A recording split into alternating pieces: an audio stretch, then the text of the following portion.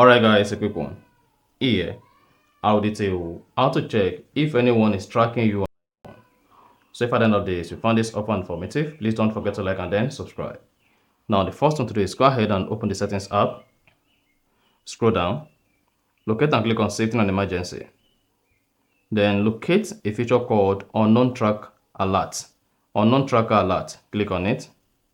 Then make sure you turn on allow alert. So you can see I have one tracker alert and this is my Apple ear tag. So has been tracking me all along to know exactly where my destination is. So that's exactly how to know if anyone is tracking you. And if this does not pop any information about tracker alert here, just click on scan now to scan for any possible tracker around you. So if you have any information that pops under manual scan and you cannot identify the object, that shows someone is actually tracking your phone.